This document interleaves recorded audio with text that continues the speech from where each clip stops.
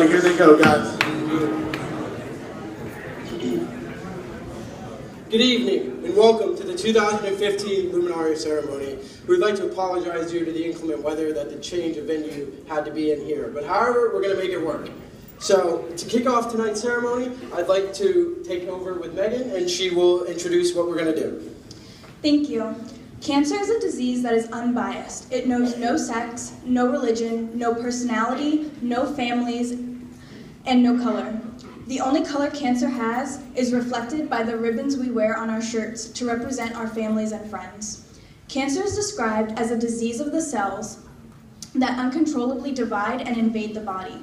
This division of flesh and blood has created unity in our hearts and souls. Humanity has come together to finish the fight once and for all.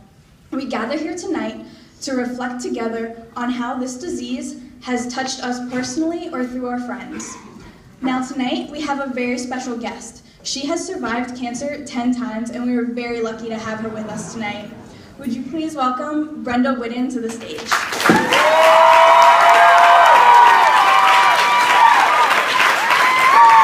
Thank you guys, I appreciate it.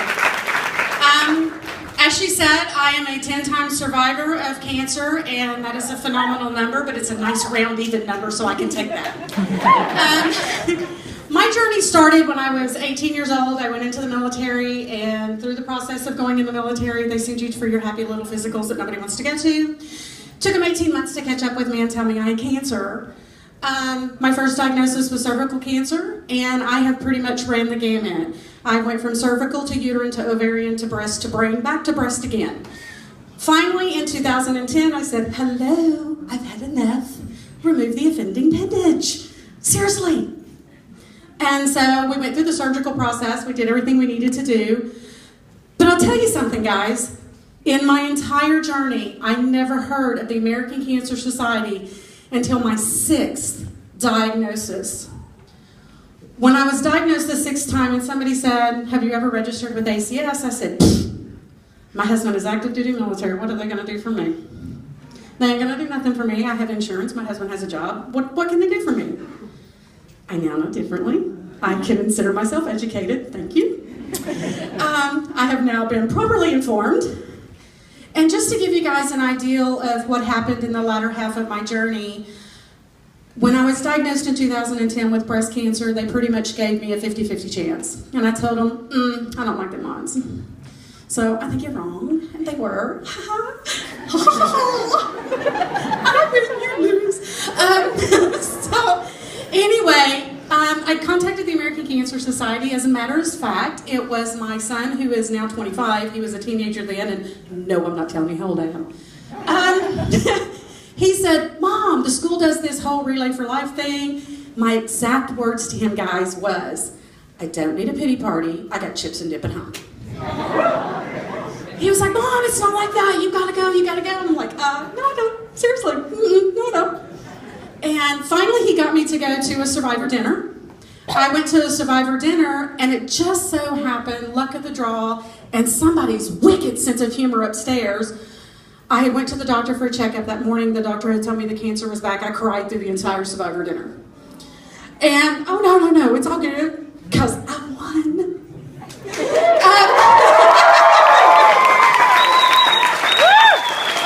I met one of the American Cancer Society workers at that dinner, and she was like, please, for the love of all that's holy, fill out this piece of paper. I filled out the piece of paper thinking, yeah, okay, whatever. I ended up getting into an experimental treatment that does genome testing, and they test the genomes of the tumors so they can target the chemo to the tumor DNA-wise. Guys, I didn't even know this crap existed. I'm like, what? Seriously? Okay.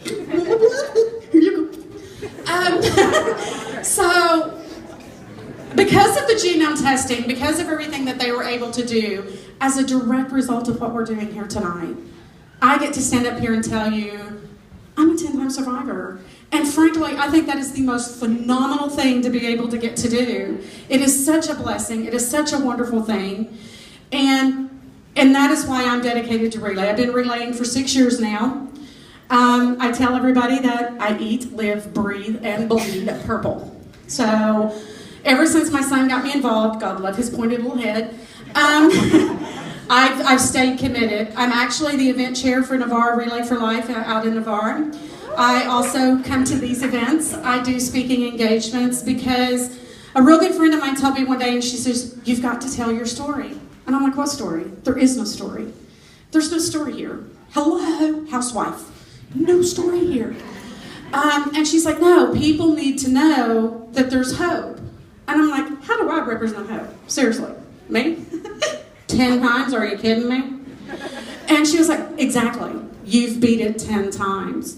Part of it is intestinal fortitude. Part of it is great medical research. And part of it is just because you guys do what you do.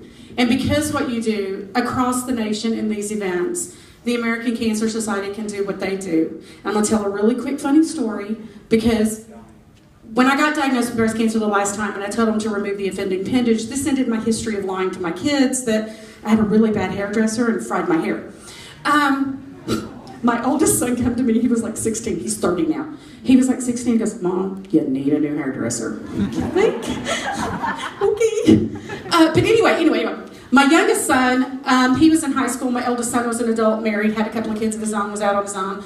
Got diagnosed the last time and told him to remove the offending appendage. And the one thing you can't hide, pardon all the, I know it's co-ed and sorry guys, you cannot hide removing double D breasts. You can't hide that.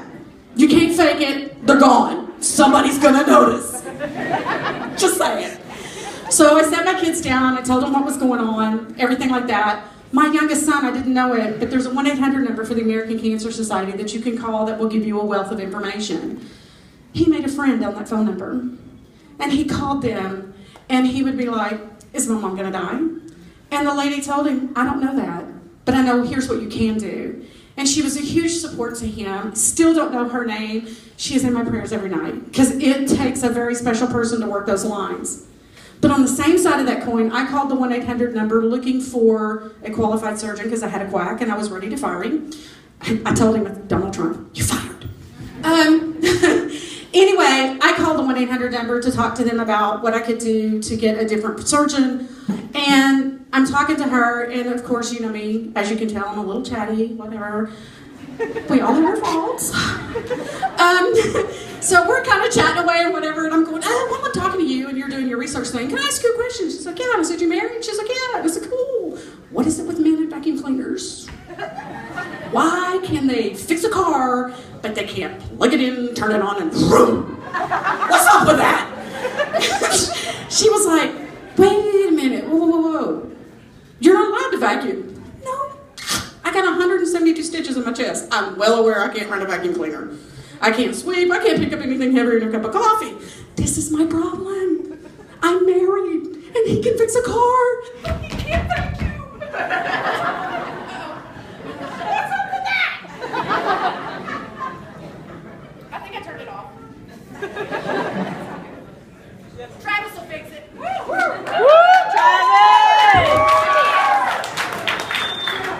The point is that no matter who you are, no matter what your economical status is, no matter the color of your skin, your race, religion, or anything else, American Cancer Society has 1 million programs out there. If they don't have the answer, they know someone who will.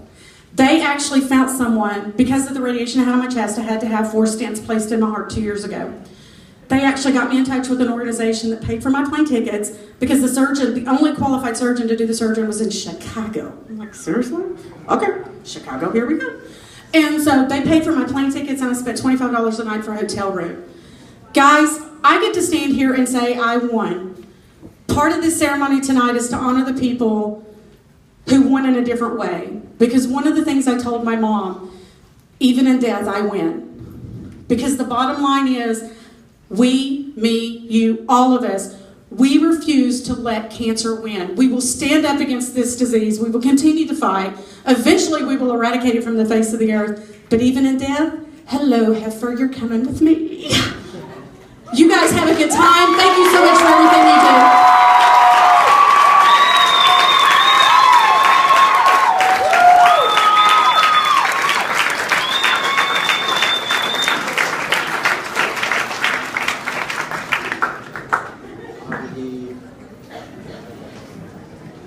I would like to thank Brenda for sharing her incredible story with us. At this time, I believe Travis will be turning all the lights off. Okay.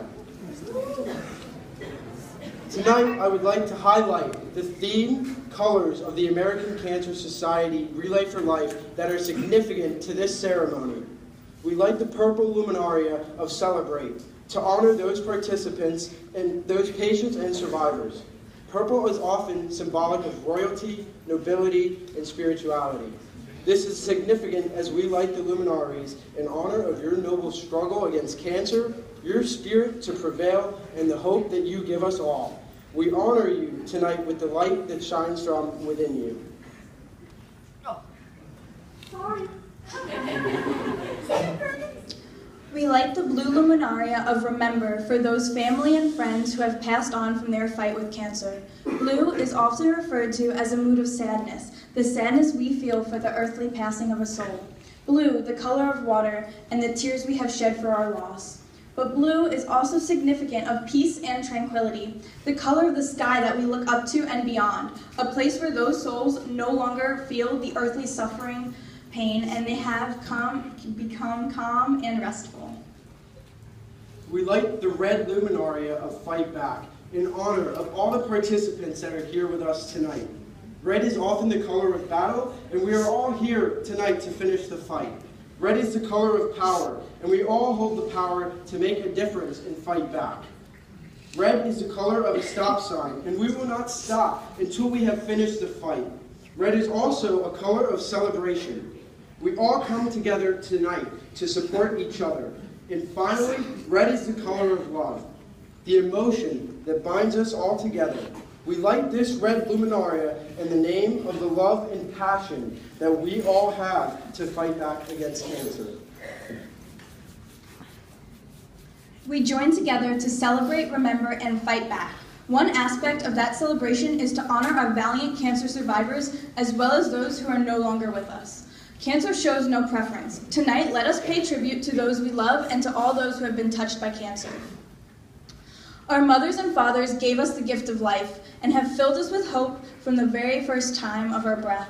If you are honoring or remembering your mother or father, please light your luminaria now. Crack your glow stick.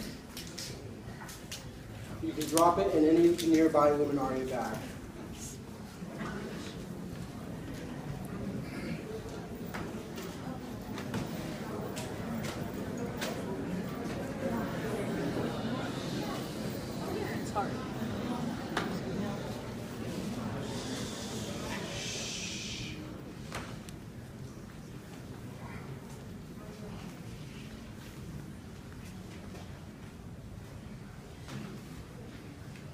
Our brothers and our sisters are our best friends. We dream together, we laugh together, we cry together, and share in each other's hopes and aspirations. If you're honoring or remembering your brothers and sisters, please light your luminaria now.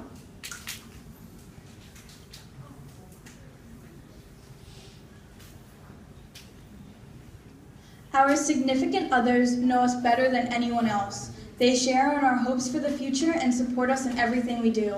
If you are honoring or remembering a significant other, please light your luminaria now.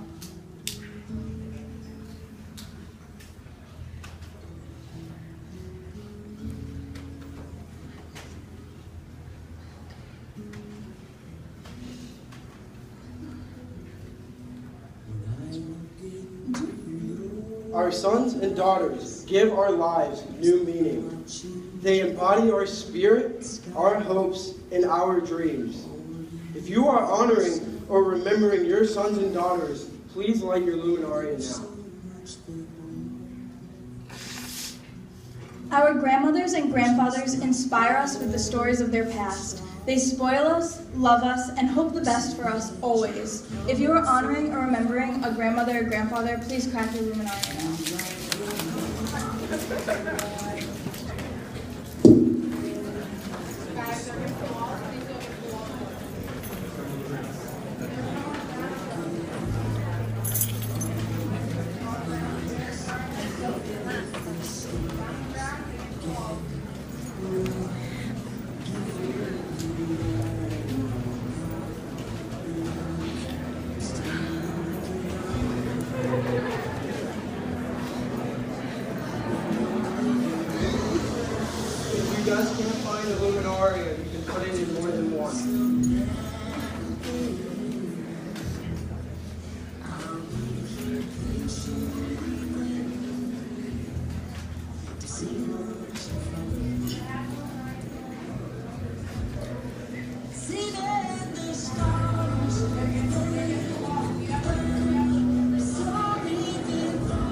Our aunts, uncles, cousins, and other relatives fill our lives with fun and give us a true sense of what it means to be family. If you are here honoring or remembering your aunts, uncles, cousins, or any other family relatives, please light your luminaria now.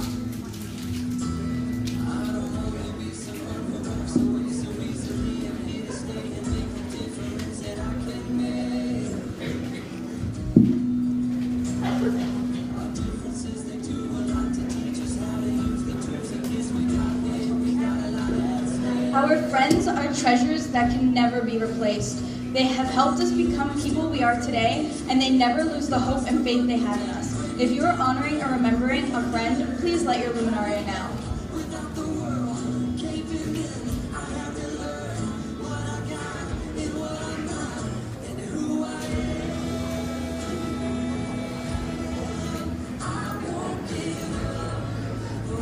As you look around at all the lit luminaria in front of you, you can see that we all here tonight have been touched by cancer. Every child, every parent, every grandparent, and every friend. And today we are doing something about it. We are turning our sorrows into celebration, and we are converting our loss into action. We have put faces and voices on this disease. We know we have made a difference, and we will continue to make that difference. Our goal is to finish the fight. To those we honor with these luminaria candles, this light represents the love we have for you. It burns for others to see, but it burns the brightest in our hearts and in our souls. At this time, I would like to request a moment of silence to honor those that have lost their lives with these luminaria bags.